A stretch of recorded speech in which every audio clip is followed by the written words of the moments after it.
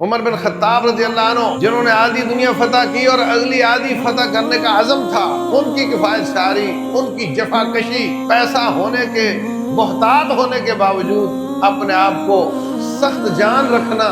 1200 kilometre کا سفر ہے مدینہ سے بیت المقدس، چابیاں لینے گئے ہیں، قطار اندر قطار کھڑے ہیں اونٹ اور غلام اور لونڈیاں، ایک غلام اور ایک اونٹ لیا اور نکل کھڑے ہوئے، اور ان کا اعلان تھا میرا کوئی گورنر اگر گورنری قبول کرے تو اس کو میں 4 جائز کام نہیں کرنے دوں گا۔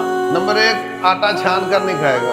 نمبر 2، باریک کپڑے نہیں پہنے گا، موٹے کپڑے پہنے گا گرمیوں میں نہیں۔ نمبر 3، چھوٹے قد کا گھوڑا استعمال نہیں کرے گا، اونچے قد کا گھوڑا استعمال کرے گا۔ نمبر 4، رکاب لگا کے زین لگا کے نہیں چڑھے گا، چھلانگ لگا کے اس کی ننگی پشت پہ سفر کرے گا۔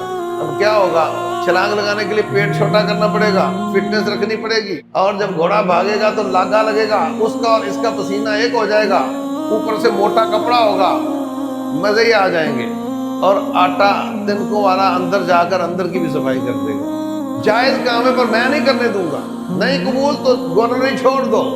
جب اوپر گورنر اس سادگی میں ہوتا ہے، کفایت شعاری میں ہوتا ہے، تو پھر اس کا پیغام نیچے تک جاتا ہے۔ ہم تو مقابلہ کرتے ہیں کہ کس کی گاڑی بڑی ہے اور کس کی کوٹھی اونچی ہے، اس طرح دین کے کام نہیں ہوتے۔